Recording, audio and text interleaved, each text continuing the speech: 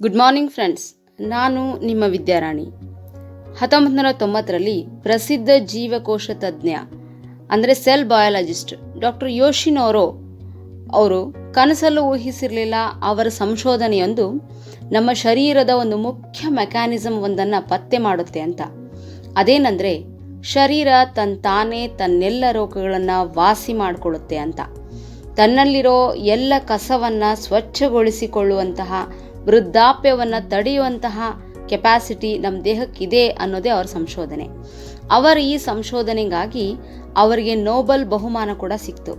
ಹೌದು ಫ್ರೆಂಡ್ಸ್, ಅವರ ಈ ಸಂಶೋಧನೆಯ ಹೆಸರೇ ಆಟೋಫ್ಯಾಗಿ. ಶರೀರದ ಜೀವಕೋಶಗಳು ತಮ್ಮಲ್ಲಿರುವ ಎಲ್ಲ ದೋಷಗಳನ್ನು ಸ್ವಯಂ ಸರಿಪಡಿಸಿಕೊಳ್ಳುತ್ತವೆ. ಈ ವಿಡಿಯೋದಲ್ಲಿ ನಾವು ಆಟೋಫ್ಯಾಗಿ ಅಂದ್ರೇನು ಅಂತ ತಿಳಿಯೋಣ. ಇದರ ಸಹಾಯದಿಂದ ನೀವು ನಿಮ್ಮ ಶರೀರವನ್ನು ಕ್ಲೀನ್ ಮಾಡ್ಕೊಳ್ಬಲ್ಲಿರಿ, ನಿಮ್ಮನ್ನು ನೀವು ಹೇಗೆ ಹೀಲ್ ಮಾಡ್ಕೊಳ್ಬಲ್ಲಿರಿ. ಈ ಆಟೋಫ್ಯಾಗಿ ಪ್ರಕ್ರಿಯೆ ನಮ್ಮ ದೇಹದಲ್ಲಿ ನಡಿದೇ ಹೋದರೆ ಶರೀರ ತನ್ನ ಕ್ಷಮತೆಯನ್ನು ಬೇಗ ಕಳ್ಕೊಳ್ಳುತ್ತೆ. ಮರುಗುಳಿತನ, ಡಿಪ್ರೆಷನ್, ಮೂಡ್ ಹಾಳಾಗುವಂತಹ ಸಂದರ್ಭಗಳು ಬರುತ್ತವೆ. ಇದರೊಟ್ಟಿಗೆ ಇಂಟರ್ಮಿಟೆಂಟ್ ಫಾಸ್ಟಿಂಗ್ ಹೇಗೆ ಆಟೋಫ್ಯಾಗಿ ಪ್ರಕ್ರಿಯೆಗೆ ಸಹಾಯ ಅಂತಲೂ ತಿಳಿಯೋಣ. 1993ರಲ್ಲಿ ಒಂದು ಕಾಲಘಟ್ಟ ಹೇಗಿತ್ತು ಅಂದರೆ, ಜನ ತಮ್ಮ ಆರೋಗ್ಯದ ಬಗ್ಗೆ ತುಂಬ ಅವೇರ್ ಆಗೋಕ್ಕೆ ಶುರು ಮಾಡಿದರು. ಅವರಿಗೆ ದಪ್ಪ ಆಗೋದು ಬೇಡವಾಗಿತ್ತು, ಸ್ಲಿಮ್ ಆ್ಯಂಡ್ ಫಿಟ್ ಆಗಿ ಇರೋದು ಬೇಕಾಗಿತ್ತು. ಆ್ಯಂಗ್ಸೈಟಿ, ಮಾನಸಿಕ ತುಮುಲ, ಡಿಪ್ರೆಷನ್ ಬಗ್ಗೆ ಒಂದು ಅವೇರ್ನೆಸ್ ಜನರಲ್ಲಿ ಕ್ರಿಯೇಟ್ ಆಗಿತ್ತು. ನ್ಯೂಟ್ರಿಷನಿಸ್ಟ್ ಎಲ್ಲರ ಗಮನ ಒಂದ್ರ ಮೇಲೆ ಇತ್ತು. ಅದೇನೆಂದರೆ ಗುಡ್ ಆ್ಯಂಡ್ ಬ್ಯಾಲೆನ್ಸ್ಡ್ ಡಯಟ್. ಅಂದರೆ ಸರಿಯಾದ ಡಯಟ್ನ ಬಳಕೆಯಿಂದ ನಾವು ರೋಗಗಳನ್ನು ತಡಿಬಹುದು ಅನ್ನೋದೇ ನ್ಯೂಟ್ರಿಷನಿಸ್ಟ್ಗಳ ಒಂದು ಆಲೋಚನೆಯಾಗಿತ್ತು. ಆದರೆ ಅವರ ಆಲೋಚನೆ ತಪ್ಪಾಗಿತ್ತು. ಡಾಕ್ಟರ್ ಯೋಶಿನೋರೋ ಇದನ್ನು ಪ್ರೂವ್ ಮಾಡಿದ್ರು ಅವರ ಈಸ್ಟ್ ಮೇಲಿನ ಪ್ರಯೋಗದಿಂದ. ಅದು ಇದನ್ನು ಸಾಬೀತು ಮಾಡಿತ್ತು. ಗುಡ್ ಹೆಲ್ತ್, ಮೆಂಟಲ್ ಫಿಟ್ನೆಸ್, ಇದಕ್ಕೆಲ್ಲ ಬ್ಯಾಲೆನ್ಸ್ ಡಯಟ್ ತಗೊಳ್ಳೋದು ಪರಿಹಾರ ಅಲ್ಲ, ಡಯಟನ್ನು ಕಡಿಮೆ ಮಾಡೋದು ಪರಿಹಾರ ಅಂತಾಗಿತ್ತು.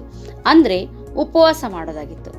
ಯಾವಾಗ ದೇಹ ಉಪವಾಸದಲ್ಲಿರುತ್ತೋ ಆಗ ತನ್ನಂತಾನು ಕ್ಲೀನ್ ಮಾಡಿಕೊಳ್ಳುತ್ತೆ. ಎಕ್ಸಾಂಪಲ್, ಒಬ್ಬ ವ್ಯಕ್ತಿ ಪ್ರತಿದಿನ ಕೆಲಸದಲ್ಲಿ ತುಂಬ ಬ್ಯುಸಿಯಾಗಿರ್ತಾನೆ ಅಂತ ಅಂದ್ಕೊಡ್ರಿ. ಅವನಿಗೆ ಪ್ರತಿದಿನ ಯಾವುದಕ್ಕೂ ಸಮಯ ಸಿಗ್ತಿರಂಗಿಲ್ಲ. ಒಂದು ಸಂಡೇ ಹಾಲಿಡೇ ಅಂತ ಸಿಕ್ಕಾಗ ಅವನು ತನ್ನ ಮನೆಯ ಕ್ಲೀನಿಂಗ್ ಕೆಲಸಗಳನ್ನು ಮುಗಿಸ್ಕೊಳ್ತಾನೆ. ಸೇಮ್ ಅದೇ ತರಹ ಆಟೋಫ್ಯಾಗಿಯಲ್ಲೂ ಕೂಡ ನಮ್ಮ ಸೆಲ್ಗಳು ತಮ್ಮೊಳಗೆ ಈ ಕ್ಲೀನಿಂಗ್ ಪ್ರಕ್ರಿಯೆಯನ್ನು ಮಾಡಿಕೊಳ್ಳುತ್ತವೆ. ಆಟೋ ಅಂದರೆ ಸೆಲ್ಫ್, ಫ್ಯಾಗಿ ಅಂದರೆ ಸೇವನೆ. ದೇಹದ ಜೀವಕೋಶಗಳು ಅಂದರೆ ಈ ಪ್ರಕ್ರಿಯೆ ನಡೆಯೋದು ಕೋಶ ಮಟ್ಟದಲ್ಲಿ. ನಮ್ಮ ದೇಹ 50-70 ಲಕ್ಷ ಕೋಟಿ ಜೀವಕೋಶಗಳನ್ನು ಹೊಂದಿದೆ. ಶರೀರದ ಕೋಶಗಳು ತಮ್ಮ ಸೆಲ್ ಒಳಗಿರುವ ಪ್ರವೇಶವಾಗಿರುವಂತಹ ಬೇಡವಾದ ವಿಷಕಾರಿ ಅಂದರೆ ಟಾಕ್ಸಿಕ್ ಮಟೀರಿಯಲ್ಸನ್ನು ತಿನ್ನೋಕೆ ಅಥವಾ ನಾಶ ಮಾಡೋಕ್ಕೆ ಶುರು ಮಾಡುತ್ತವೆ. ಇವೆಲ್ಲ ಶರೀರದಲ್ಲಿ ಉಳಿದ್ರೆ ಏನಾಗುತ್ತೆ? ನಮ್ಮ ಸೆಲ್ಫೋನ್ ಇದೆಯಲ್ಲ, ನಮ್ಮ ಸೆಲ್ಫೋನ್ನಲ್ಲಿ ಪ್ರತಿದಿನ ವಾಟ್ಸಪ್ಪು ಮತ್ತೊಂದು ಹಲವಾರು ಮೆಸೇಜ್ಗಳು ಬರ್ತಾ ಇರ್ತವೆ. ಹಾಗೆ ಡೇಟಾ ತುಂಬ್ತಾನೆ ಹೋಗುತ್ತೆ. ನಾವು ಪ್ರತಿದಿನ ಇದನ್ನೆಲ್ಲ ಡಿಲೀಟ್ ಮಾಡದೆ ಹೋದರೆ ನಮ್ಮ ಫೋನ್ ನಿಧಾನಗತಿಯಲ್ಲಿ ಸಾಗೋದಕ್ಕೆ ಶುರುವಾಗುತ್ತೆ.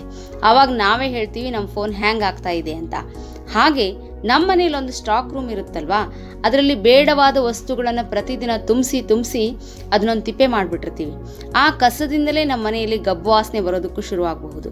ಹಾಗೆ ನಮ್ಮ ಜೀವನ ಅಥವಾ ನಮ್ಮ ಲಾಂಗ್ ಟರ್ಮ್ ಲೈಫ್ನಲ್ಲಿ ಶರೀರದೊಳಗೆ ನಡೀತಕ್ಕಂಥ ಈ ಮೆಟಬಾಲಿಕ್ ಪ್ರೊಸೆಸ್ ಅಂದರೆ ಚಯಾಪಚಯ ಕ್ರಿಯೆಗಳು, ಇದರಿಂದ ಬ್ಯಾಕ್ಟೀರಿಯಾ, ಕೆಲವು ಪಾಲಿಸಕ್ರೈಡ್ಸ್, ಹಾಗೆ ಕಾರ್ಸಿನೋಜೆನಿಕ್ ಮಾಲಿಕ್ಯೂಲ್ಸ್ ಅಂದರೆ ಕ್ಯಾನ್ಸರ್ ಕಾರಕ ಕಣಗಳು ನಿಧಾನವಾಗಿ ಕಲೆಕ್ಟ್ ಆಗ್ತಾ ಹೋಗುತ್ತವೆ. ಬಾಡಿಗೆ ಆವಾಗವಾಗ ಅವನ್ನೆಲ್ಲ ಕ್ಲೆನ್ಸ್ ಮಾಡೋಕ್ಕಾಗದೆ ಹೋದರೆ ಇವು ನಮ್ಮ ಶರೀರದ ಆರೋಗ್ಯದ ವೇಗವನ್ನು ತಗ್ಗಿಸುತ್ತವೆ. That means brain memory loss ಆಗೋದು, ಹಾರ್ಟ್ ಪ್ರಾಬ್ಲಮ್ಸ್ ಬರೋದು, ಫ್ಯಾಟಿ ಲಿವರ್ ಪ್ರಾಬ್ಲಮ್ಸ್ ಬರೋದು, ಈ ಥರ.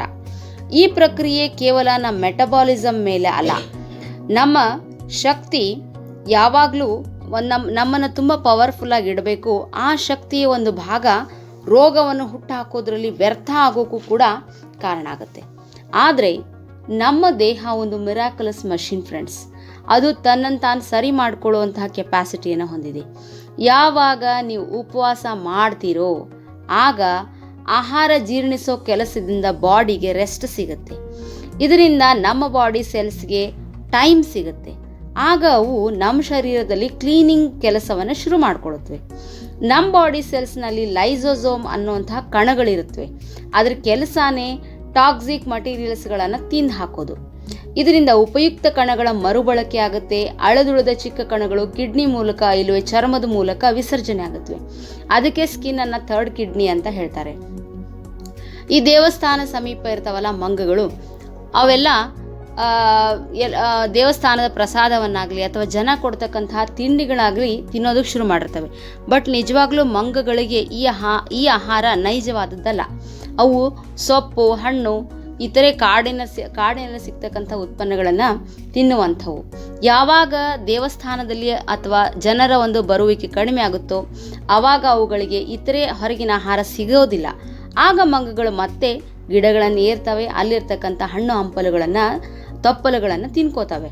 ಹೀಗೆ ಮಂಗಗಳು ತಮ್ಮ ಅನೈಜ ಸ್ಥಿತಿಯಿಂದ ಮತ್ತೆ ನೈಜ ಸ್ಥಿತಿಗೆ ಮರಳುತ್ತಾವಲ್ಲ, ಹಾಗೆ ಉಪವಾಸ ಕೂಡ ನಮಗೆ ತುಂಬ ಮುಖ್ಯ ಆದದ್ದು.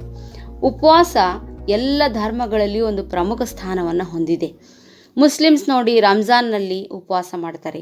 ಹಿಂದೂಗಳು ಏಕಾದಶಿ, 16 ಸೋಮವಾರ, ಶ್ರಾವಣ ಮಾಸ ಅಂತ ಉಪವಾಸ ಮಾಡ್ತಾರೆ. ಕ್ರಿಶ್ಚಿಯನ್ಸ್ ಲೆನ್ ಡೇಸ್ ಅಂತ ಉಪವಾಸ ಮಾಡ್ತಾರೆ. ಬೌದ್ಧ ಹಾಗೂ ಜೈನ ಧರ್ಮಗಳಲ್ಲಿ ಉಪವಾಸಕ್ಕೆ ತನ್ನದೇ ಆದ ನಿಯಮಗಳು ಇವೆ. ಹಾಗಾದ್ರೆ ಉಪವಾಸ ಅಂದ್ರೇನು?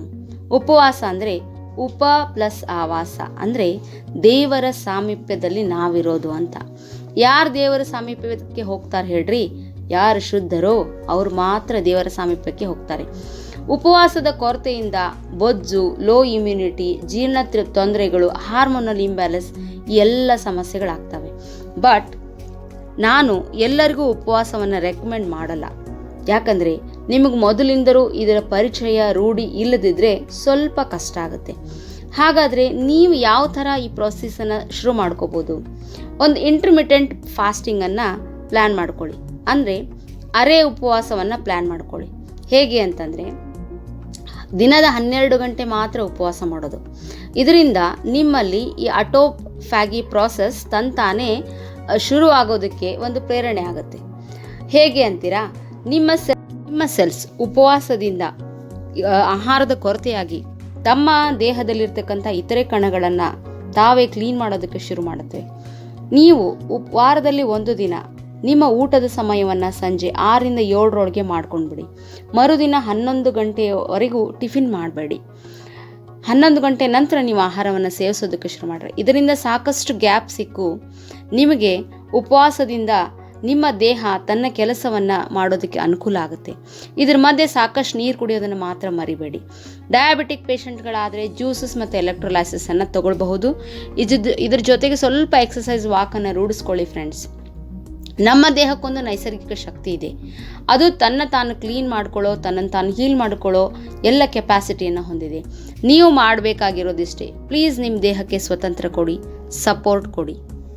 ನನ್ನ ಇವತ್ತಿನ ಈ ಮಾಹಿತಿ ನಿಮ್ಗೆ ಇಷ್ಟವಾಗಿದ್ದರೆ ನನ್ನ ಚಾನಲ್ ಧ್ಯಾನಾಮೃತಕ್ಕೊಂದು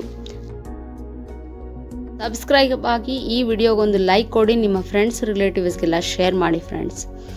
ಥ್ಯಾಂಕ್ ಯು ಫ್ರೆಂಡ್ಸ್. ಶುಭ ದಿನ.